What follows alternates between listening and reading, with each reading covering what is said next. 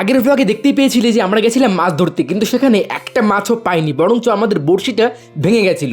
যা পরবর্তীতে আমরা প্ল্যান করলাম যে আমরা মুরগির মাংস কিনে এনে সেটা রান্না করে পুকুর ধারে কলা পাতায় বসে খাবো। তো এখন আমরা পুকুর ধারে চলে এসেছি কলা পাতা কাটতে, আর ওদিকে আমাদের একটা কাকিমা মাংস রান্না করে দিচ্ছে। ততক্ষণ আমরা কলা পাতাগুলো কেটে নিয়ে গিয়ে পুকুরে ভালো মতন করে ধুয়ে নিই। তো এখন কলা পাতাগুলো কাটা হয়ে গেছে, আর এগুলো নিয়ে এখন যাব পুকুর ধারে, আর সেগুলো ভালো মতন করে সাইজ করে কেটে তারপরে পুকুরের জলে ধুয়ে নেব। আর এখন আমাদের সেই দাদাটা পুকুরের জলে নেমে কলা পাতাগুলো ধুয়ে নিচ্ছে, আর সেইগুলো ধুয়ে আমার হাতে দিচ্ছে, আমি সেগুলো পাশে রেখে দিচ্ছি। আর এখন সব কিছু রেডি করার পর আমরা দেখতেই পারছো বসে পড়েছি গোল করে সব বন্ধু মিলে পুকুরের ধারে।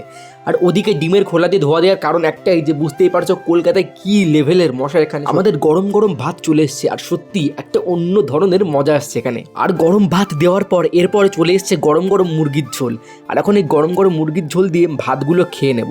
আর সত্যি দারুণ টেস্ট হয়েছে রান্নায়। তো যাই হোক, তোমরাও কিন্তু আমাদের মতন এরকম কলা পাতা কেটে একটা পুকুর ধারে এরকম পিকনিক করলেই পারো, সত্যি দারুণ মজা আসে। তো যাই হোক, দেখা হচ্ছে নেক্সট ভিডিওতে, ততক্ষণে বাই।